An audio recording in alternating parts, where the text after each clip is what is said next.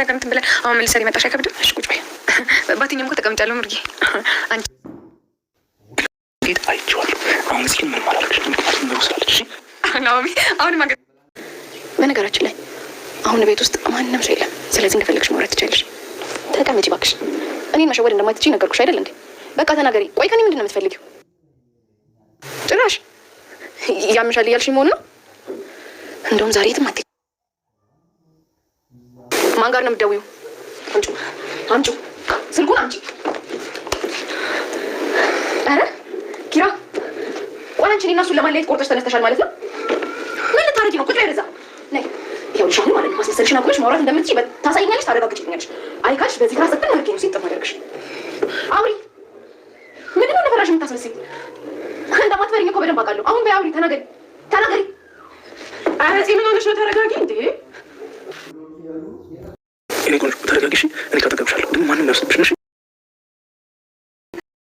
ኤለኒ ዛሬም ወደ እነ ምሩ ቤት መታለች።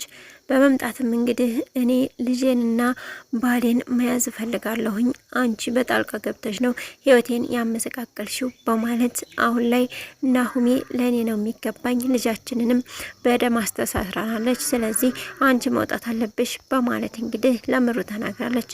ምሩ አሁን ላይ በሌሊትም በህልሟ ቀንም በእውኗ ኤለኒን ምን ላርጋት እያለች ታስባለች። ናሁምን እንዳትወስድባት እጅግ በጣም እያሰበችና እየተከሰች ነው የምትገኘው። ጽናት አሁንም በሶሲ ላይ አይኗን አልነቀለችም።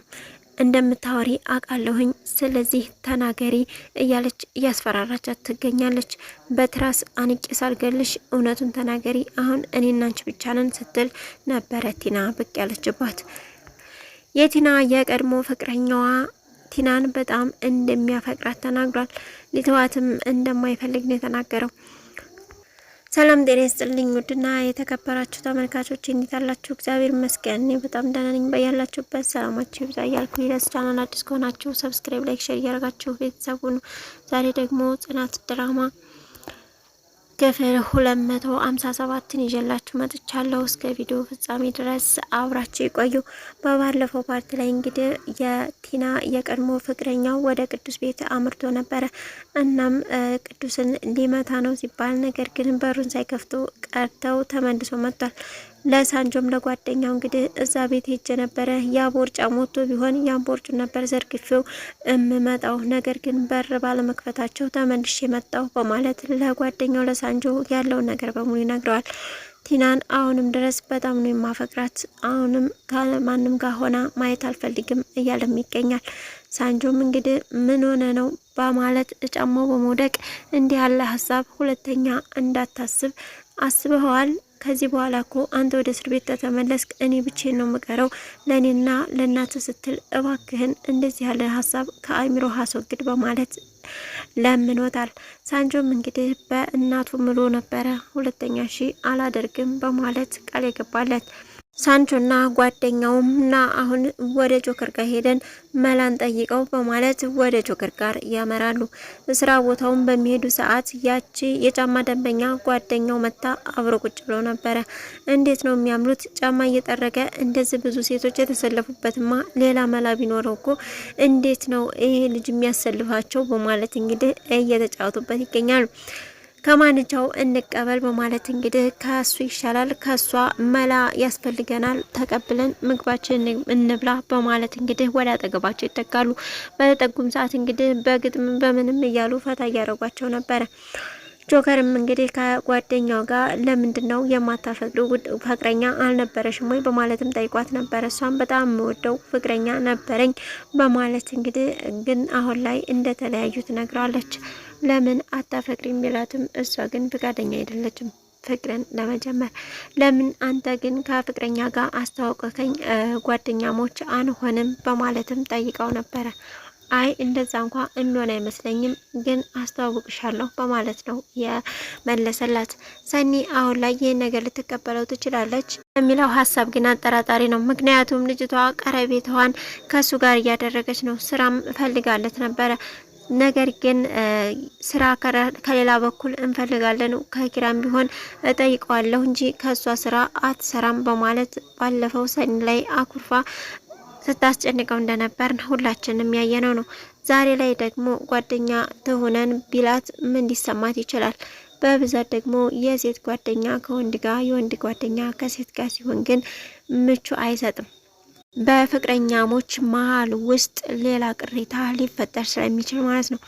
ጆከር ከክፍለ ሀገር ከአንድ ጓደኛው ጥሪ ቀርቦለታል።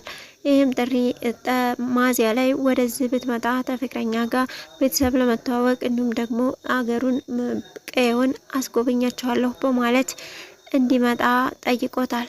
ጆከር ግን እስኪ ሂሳብ አለኝ እንዴ ደርሶ መልስ ይችላል እያለ ሂሳቡን እያውጠነጠነ ይገኛል። ሰኒንም ጠይቋት ነበረ። ብንሄድ ለመዝናናት ብሎ ነበር የጠየቃት።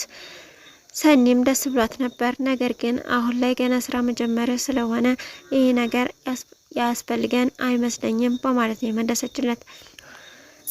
አሁንም የሶሲ ነገር እያስጨነቃት ይገኛል። ለኪራ ቁርስ በምታበላበት ሰዓት ኪራትን ያለው አስመስሎ ልክ ጽናት ውሃ ልታመጣ ስትሄድ ነበረ ቲናን ሂጂ ሶሲን አምጫት በማለት የላካት። ያም ደግሞ አብረን እዚሁ እንብላ በሚል ሰበብ ነበረ። ሶሲም መታ ነበረ። እንደመጣችም ምግቧን አቀራርባ ነበረ ሳህኗ ላይ አድርጋ ቁጭ ያለችው። የጽናት ፊት ግን እጅግ እየተቀያየረ ነበረ። ያው እዚህ ተመጣች ትበላለች ብሎ በቃ ወደ እስራኤል ሄድ በማለት እንግዲህ ኪራም ወጥቶ ሄዷል። ነገር ግን ከምግቡ በኋላ ጽናት ያዘጋጀችላት ወጥመድ ከባድ ነበረ። አሁን ማንም የለም። ስለዚህ ምንድነው ሀሳብሽ፣ እቅድሽ ምንድነው በማለት አሁንም ሶሲን ማስፈራራቱን ቀጥላለች። ጽናትም ማትናገሪ ከሆነ በዚህ ትራስ ነው አፍኝ የምገልሽ በማለት ታስፈራራታለች። ነገር ግን ቲና ከኋላ መታ እያደመጠች ነበረ። አረታኝ ጽናት በማለት እንግዲህ ቲና ልትገላግላት ችላለች።